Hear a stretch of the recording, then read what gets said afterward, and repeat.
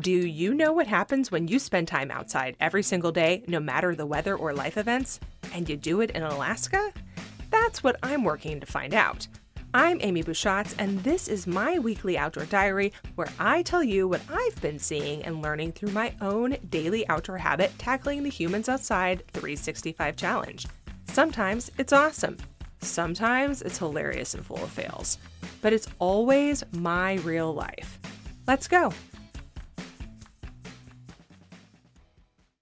This is the season where I am most grateful for my ears.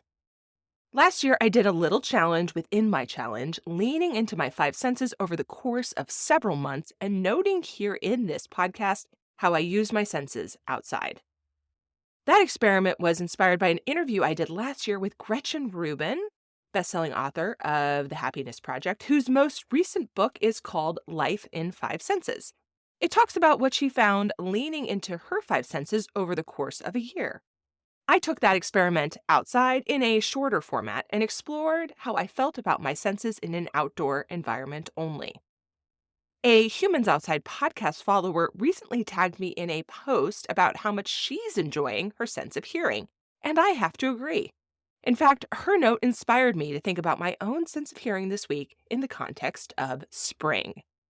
Before I saw her post, I had been delighting in the sounds of birds chirping and birdsong I can hear through my window as I go to sleep in the evening. That's a phenomenon I only experience in the spring and summer months as light grows and the days grow warmer. This time of year, when I go to bed and when I wake up, it is light outside. In fact, I won't see darkness here in Alaska until sometime in late August, when one morning I'll wake up and it won't quite be sunrise. It's one of my favorite things about Alaska summer. I composed this podcast episode standing in my backyard where I was marveling at how the green grass shoots are coming up among the brown, still dead lawn. I gazed at the tiny plants growing around the periphery of my yard, including small Devil's Club shoots. Devil's Club is a spiky big leaf plant right now in baby stages, and I will most certainly be yanking out the ground because it gets out of control. I also spotted the beginning of fireweed, my most favorite thing ever. It's a green plant that produces purple flowers in the mid to late summer before it turns red in the fall, marking the oncoming of winter.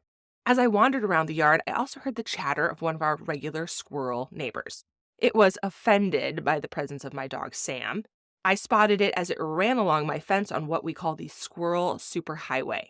I am glad to say that I'm confident this fella is not storing goods in my roof because last year we put up metal netting, and so I am free to simply enjoy watching it traverse and listening to its discussion about the matter. In the trees, I heard a quiet tapping as a woodpecker hopped up and down one of the trunks, knocking around for some tasty bugs to enjoy. Our woodpeckers tend to be small, but they are vibrant and so fun to watch. In the mornings and evenings, I hear the chickadees chattering and calling. I wouldn't call myself a bird person per se, but I do enjoy their songs and sounds that greet me in the morning and put me to bed at night. I live next to a high school, so not all of my outdoor sounds are animal-based. Not all of them are the hum of breeze through the newly emerging leaves. Instead, many of them are the sounds of kids playing. In the fall, that's football or the marching band. This time of year, it's track meets and soccer. I've also been hearing the sounds of construction in the what was not long ago woods behind my house. You'll recall that the school district did some clear cutting adjacent to my backyard. I hear the sounds of the backhoe and dump truck moving forward and backwards as they conduct their business, and I'll admit to being a little afraid to see what they've been doing. Winter, of course, has sounds too. There's the howling of wind through the bare trees. I can hear the tall cottonwoods and birch trees creaking as they move in the wind. When you walk outside in the winter, your feet crunch and squeak against the cold snow. And in the winter, I often notice the sounds of ravens. Did you know ravens have 33 different categories of calls? These huge birds talk to each other and sometimes to me from the trees up high or on the light poles.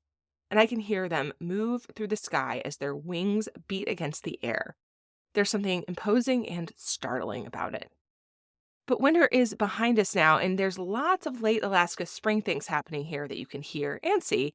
And now that it's May, we consider it basically summer, despite the snow patch that remains just off my backyard. I had my monthly visit to my lakeside sit spot this week and was surprised to see it's now entirely open water. A month ago, I was snowed on while I sat there just off that thick ice. The summer light is bright in my backyard now, and the cottonwood leaves are maybe 2 days from being fully out. Bad outdoor moods this time of year are usually based on not having as much time to go play as you'd like. The sounds of the birds make everything happy. You can see photos of my daily outdoor playtime on Humans Outside on Facebook and Instagram, and I want to see your photos too, of course I do. Tag them with #HumansOutside365. Until next time, we'll see you out there.